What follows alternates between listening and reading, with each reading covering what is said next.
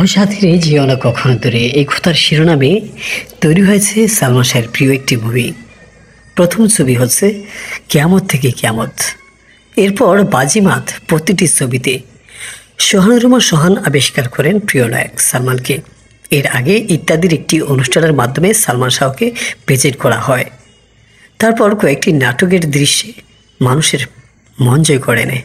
তারপর সোহানের সাথে পরিচয়ের পর এফডিসিতে আসা, তারপর থেকে আস্তে আস্তে শুটিংয়ে পদার্পণ চিত্রনায়ক সালমান শাহের।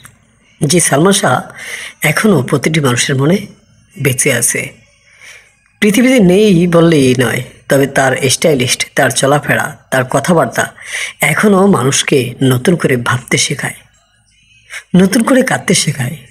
প্রতি বছরই পালিত হয় প্রিয় নায়ক সালমান শাহকে নিয়ে নতুন নতুন প্রতিবেদন।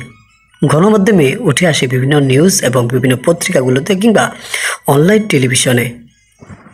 এই সালমানের কথা কি বলে শেষ করা যাবে?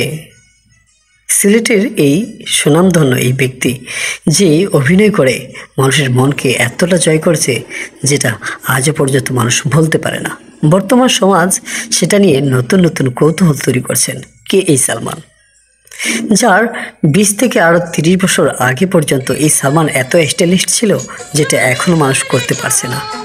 তাই তার ভালোবাসা নিয়ে, তার ভালোবাসার আবির্ভাব নিয়ে নতুন করে পথ চলতে চায় প্রতিটি ভক্ত শ্রোতারা। এর আগে সালমানের কিয়ামত থেকে কিয়ামত ছবির পর দেনমোহর এবং শুধু তুমি এবং আরও অন্যান্য ছবি, তোমাকে চাই, সত্যের মৃত্যু নেই, মহামিলন, দেনমোহর এবং অন্তরে অন্তরে, মায়ের অধিকার, এই ঘর এই সংসার এবং আরও অনেক ছবি উপহার দিয়ে যান প্রিয় নায়ক সালমান। অবশেষে মৃত্যুবরণ করার কয়েকদিন আগেই সত্যের মৃত্যু নেই এবং চাওয়া থেকে পাওয়া সবাটি ছবিটি অসমাপ্তই থেকে যায়। তবে সেটা নতুন এক নায়ক ফেরদৌসকে দিয়েই করানো হয় সেই মুভিটি। যারা ইউটিউবে এখনও সেসব ছবিগুলো দেখতে আগ্রহী, তারা ইউটিউবে গিয়ে সেসব ছবিগুলো দেখে আসবে। সালমান কতটা মনোমুগ্ধকর অভিনয় করতেন, কতটা আপন মনে অভিনয় করতেন, নাচের দিক দিয়ে, অ্যাকশনের দিক দিয়ে কিংবা বাস্তব দিক দিয়ে।